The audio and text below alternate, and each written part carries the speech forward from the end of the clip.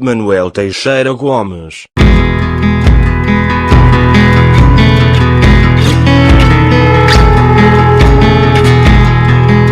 Manuel Teixeira Gomes nasceu a 27 de maio de 1860, em Vila Nova de Portimão.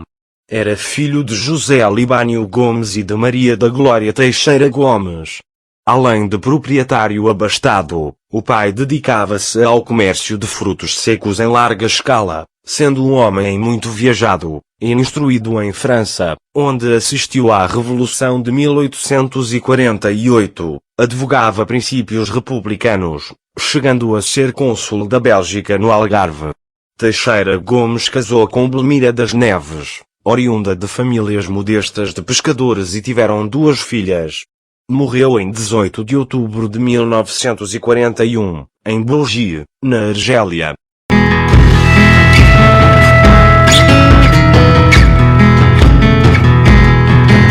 Foi educado pelos pais até entrar no Colégio de São Luís Gonzaga em Portimão, onde estuda o ensino básico.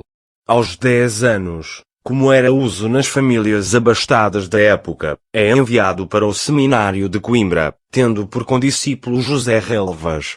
Aos 15 anos, matricula-se na Faculdade de Medicina daquela cidade. Desiste do curso, contrariando a vontade paterna, e instala-se em Lisboa, onde frequenta a Biblioteca Nacional e se torna amigo de João de Deus e de Fialho de Almeida. Com Joaquim Coimbra e Queiroz Veloso publica o Jornal de Teatro Gil Vicente, colaborando no 1º de Janeiro e na Folha Nova. Regressa a Portimão. O pai formara, com outros sócios, uma sociedade intitulada Sindicato de Exportadores de Figos do Algarve, que durou 3 anos. Manuel foi encarregado de encontrar mercados na França, na Bélgica e na Holanda.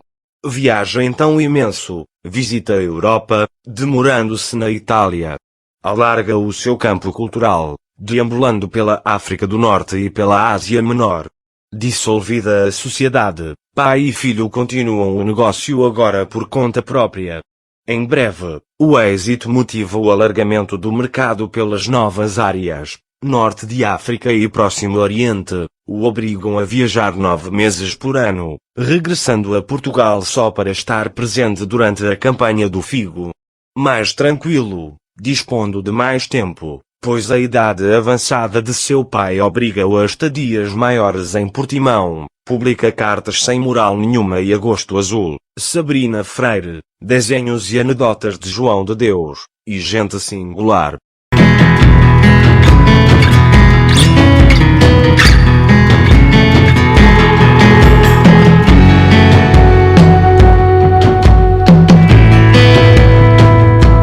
Democrata e republicano desde muito jovem, colaborou assiduamente no diário A Luta de Brito Camacho, de quem também era amigo pessoal. Após a implantação da República é convidado para exercer o cargo de ministro de Portugal em Londres. Em abril de 1911, segue para a capital inglesa, apresentando credenciais ao rei Jorge V.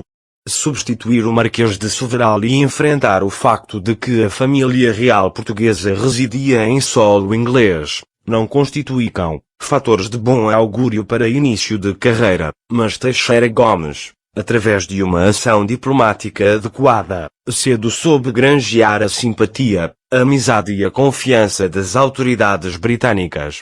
É de salientar a sua ação na problemática das negociações anglo-germânicas acerca da divisão das colónias portuguesas e a colaboração prestada aos governos de Portugal. Em 1919, desempenha o cargo de ministro de Portugal em Madrid, mas a breve trecho é reempossado nas suas antigas funções em Londres.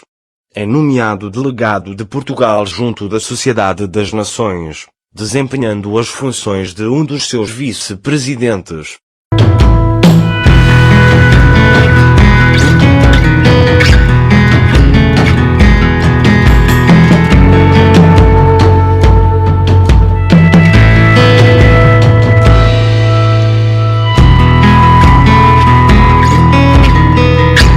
Manuel Teixeira Gomes foi eleito Presidente da República na sessão do Congresso de 6 de agosto de 1923, após um ato eleitoral muito renhido.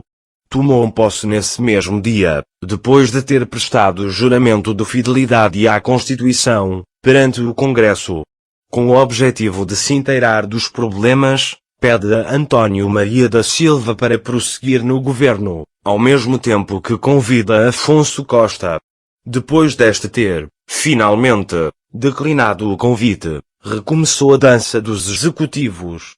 O de Ginestal Machado dura 1 mês e 3 dias, o de Álvaro de Castro, 6 meses e 19 dias, 4 meses e 11 dias o de Alfredo Rodrigues Gaspar, que terminará a 22 de novembro de 1924, abrindo uma crise geral que só terminará com a queda da Primeira República. Os 2 meses e 23 dias de José Domingos dos Santos, os 4 meses e meio de Vitorino Guimarães, os 31 dias de António Maria da Silva, e os 4 meses e meio de Domingos Pereira, só vêm confirmar o ambiente de perturbação existente. Perante o quadro de efervescência política, social e militar, se nos lembrarmos das greves e das tentativas de tomada do poder, de que são exemplo os acontecimentos militares do 18 de abril de 1925, Teixeira Gomes sentindo, por um lado, que as forças republicanas estão cada vez mais isoladas e desunidas, e, por outro, que não dispõe de poderes para poder intervir no quadro legal imposto pela Constituição, resigna do seu mandato, em 11 de dezembro de 1925. Em 17 de dezembro, embarca no paquete grego Zeus, não regressando mais em vida a Portugal.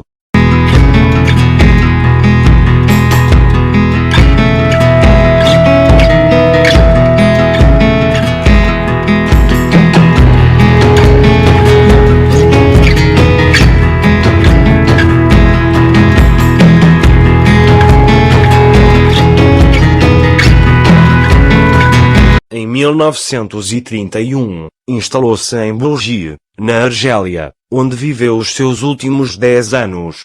É desta localidade que continua a colaborar com o jornal O Diabo e com a revista Seara Nova. Morreu, em 18 de outubro de 1941, no quarto número 13, do Hotel Etoile, e foi sepultado no cemitério de Bourges.